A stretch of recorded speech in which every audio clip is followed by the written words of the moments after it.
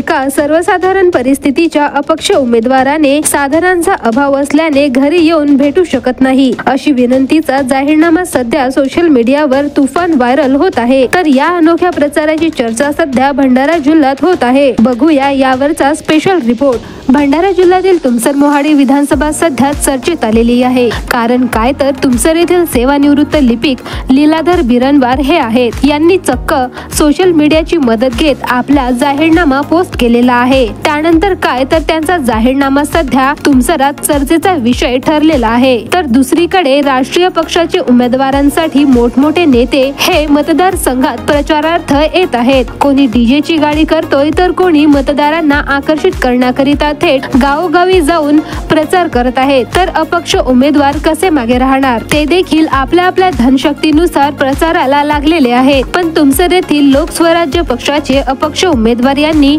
आपला जाहीरनामा सोशल मीडियाच्या माध्यमातून प्रचार करीत आहेत। त्यामुळे ते चर्चेत आलेले आहेत। तर जाहीरनाम्यात निवडून आल्यानंतर काय करणार याचा उल्लेख तर केलाच आहे। पण याचबरोबर मी सर्वसाधारण परिस्थितीचा उमेदवार आहे। माझ्याकडे साधनांचा अभाव असल्याने मी आपणास प्रत्यक्षात घरी येऊन भेटू शकलो नाही, तरी माझी विनंती स्वीकारून मला मतदान करा अशी विनंती देखील केलेली आहे। त्यामुळे त्यांचा हा जाहीरनाम्याची चर्चा सध्या भंडारा जिल्ह्यात होत असून मोठमोठ्या पक्षांना घाम सुटलेला आहे। तर मतदार राजाचा कौल कोणीकडे असणार हे तर येणाऱ्या 20 तारखेला दिसेल।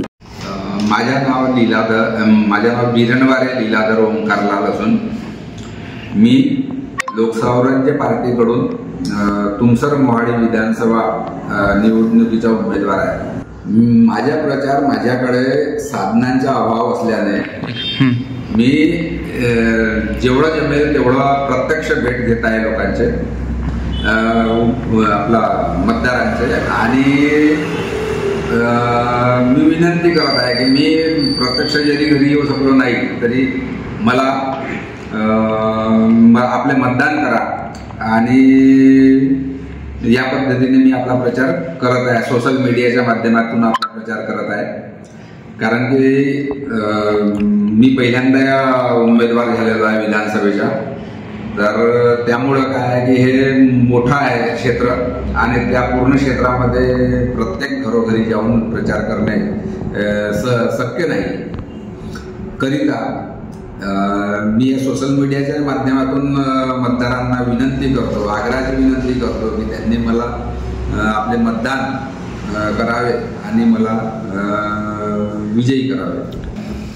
हो ना, लोकांशी मी प्रत्यक्ष भेटीगाठी घेतल्या तर लोकांच्या मला विजयी करण्याचा होकार आहे।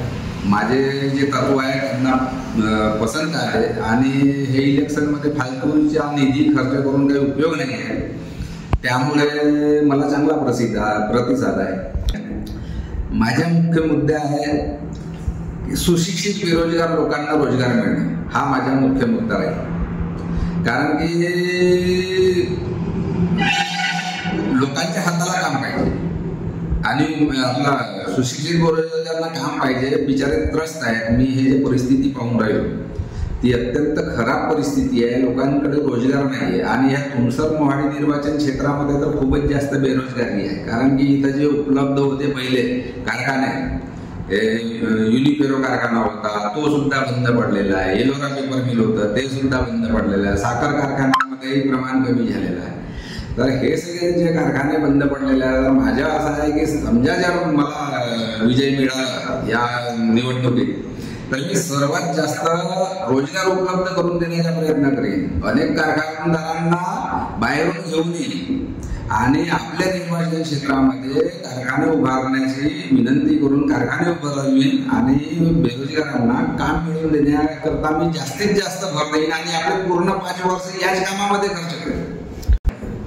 याच्यामध्ये काय आहे की जे जनता आहे तर जनतेच्या समोर दोघांना संधी मिळालेली आहे आणि दोघांचे कार्य जनतेला माहीत आहे। त्यामुळे मला जास्त सांगण्याची काही गरज नाही।